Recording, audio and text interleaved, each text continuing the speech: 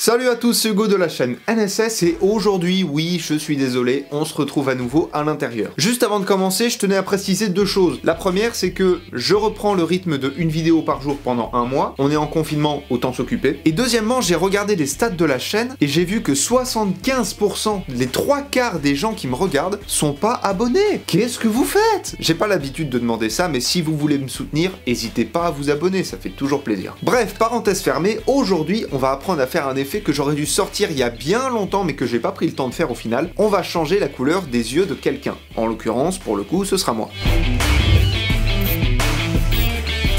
Pour le choix de votre plan, c'est pas compliqué. Vous avez le choix entre ou prendre une vidéo de stock ou tourner le plan vous-même. Personnellement, j'ai préféré tourner le plan moi-même puisque j'ai bien zoomé dans l'œil, histoire de bien voir ce sur quoi on va travailler. Évidemment, vous n'êtes pas obligé de zoomer autant que moi, vous pouvez faire quelque chose de beaucoup plus discret. Et une fois que vous avez votre plan, on passe tout de suite sur Premiere Pro.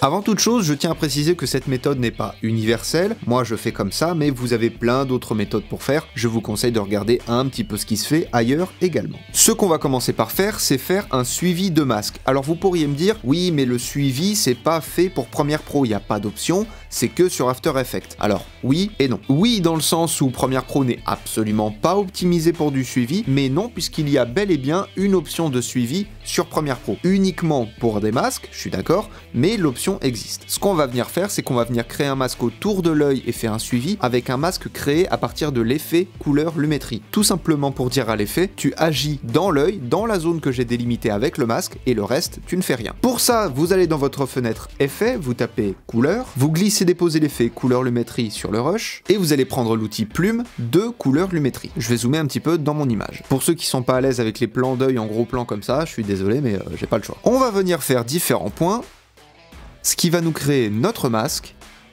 Pas besoin d'être extrêmement précis, c'est pas bien grave. Et on va augmenter les contours progressifs à 30. Ce qu'on va venir faire maintenant, c'est un suivi image par image pour que le masque suive les mouvements de l'œil. Par contre, on risque d'avoir un petit souci, notamment quand l'œil va se fermer. Le masque ne va pas savoir où se mettre et va commencer à faire n'importe quoi. Ce qu'on va faire du coup, c'est que les frames juste avant que l'œil se ferme, on va faire des cuts. Donc là, l'œil se ferme, je reviens un petit peu en arrière, et là, je vais faire un premier cut. Et je vais faire la même chose de l'autre côté. Je laisse l'œil se fermer, il se réouvre, et à partir de cette frame-là, je vais pouvoir refaire un cut, puisque là l'œil est ouvert, il reste relativement immobile, il fait pas beaucoup de mouvements, et là, attention, l'œil recommence à se fermer, donc je reviens un peu en arrière, je refais un cut, et je fais ça sur mes différentes parties.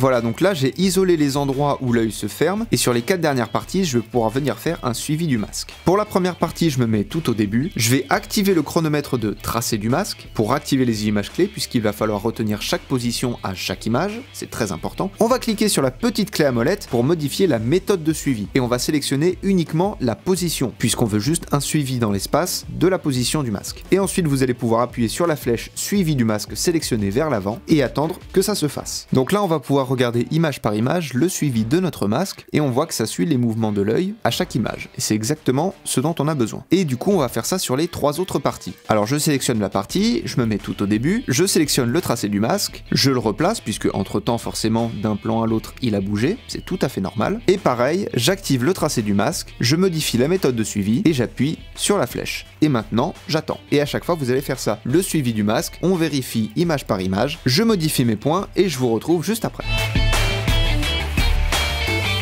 Voilà, tous mes points ont été placés, donc toute la partie du bas, elle est prête. Maintenant, on va s'attaquer aux parties qui posent un petit peu problème. Là, l'idée, ça va être de venir replacer image par image les points quand l'œil se ferme. Donc là, ça va.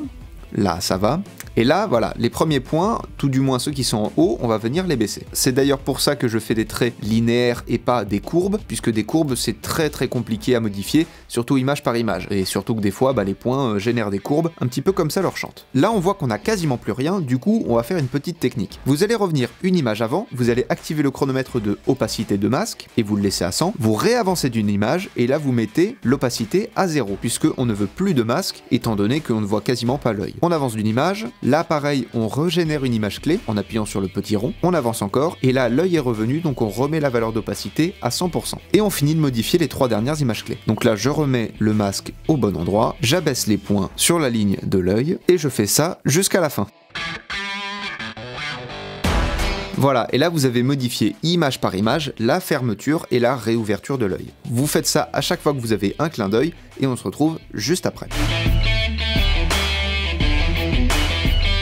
Voilà, ça y est, vous avez fait votre tracé du masque. C'était relativement long, c'était pas la chose la plus palpitante, je suis d'accord, mais malheureusement, vous n'avez pas d'autre choix que de passer par cette étape. Le montage vidéo, parfois, c'est des choses très intéressantes, visuellement parlant, très plaisantes à faire ou à regarder, et il y a des fois, c'est un peu comme faire des papiers administratifs, on s'emmerde. Bref, une fois que vous avez fait ça, vous avez selon moi 3 manières de modifier la couleur de votre œil. Vous pouvez utiliser les corrections de base pour modifier la température ou la teinte, selon si vous le voulez plus jaune ou plus bleu, ou bien si vous le souhaitez plus vert ou plus rose. Deuxième méthode, vous pouvez modifier les tonalités, donc l'exposition, le contraste, les tons clairs, etc. Si je modifie le contraste, on voit ce que ça peut donner, ça rend quelque chose de pas trop mal. Ou alors vous développez le paramètre courbe, vous fermez les courbes RVB, ça on s'en fout, et vous allez dans la courbe de teinte. Et à partir de là, vous générez un point en laissant appuyer, et vous modifiez ce que vous voulez. Et ça va modifier légèrement la teinte. Là, si vous regardez, c'est un peu plus bleu, là c'est un peu plus rouge, là c'est un peu plus vert, là c'est un peu plus violet, je dirais. Ça, c'est pour faire des modifications légères. C'est les 3 méthodes que vous pouvez utiliser. Personnellement, j'ai envie d'avoir les yeux un peu plus verts, donc je retourne en correction de base. Les teintes, je les mets à moins 30, on va dire. Ça, ce sera pour le premier. Pour le deuxième, je les veux un peu plus roses. Pour le troisième, je veux qu'ils soient bleus. Et pour le dernier, on va dire avec pas mal de contraste. Et maintenant, l'idée, c'est que pour les parties qui nous restent, donc le moment où on ferme l'œil, on va faire un cut pile au moment où on a l'œil fermé. Et sur la partie de gauche, on mettra la couleur du rush de gauche. Donc en l'occurrence, ici, je vais mettre vert. Et pour la partie de gauche, je vais mettre rose. Et vous faites ça pour les deux autres. Le cut au milieu et vous mettez la couleur de gauche et de droite qui correspond. Et du coup, si on regarde la fermeture de l'œil image par image, là on voit que c'est vert, ça se ferme, et quand ça rouvre, c'est rose. Et du coup, la version finale, ça nous donne ça.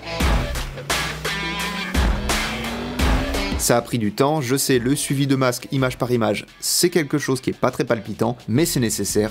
Et je suis fier de vous. Comme je vous ai dit, cet effet aurait dû sortir il y a très longtemps, j'en veux pour preuve cette photo qui date du 24 avril. Mais depuis, j'avais pas repris le temps de le faire, j'avais beaucoup de projets, et aujourd'hui, je me suis dit, allez, on va reprendre cette vidéo-là. Bref, en attendant la prochaine vidéo, vous pouvez toujours aller voir la vidéo où j'ai agrandi les yeux, ça me donne une tête pas possible, mais ça marche relativement bien. Apprenez, utilisez et progressez dans vos montages, j'ai une araignée sur mon micro, tout va bien, je vous fais des bisous, et à plus.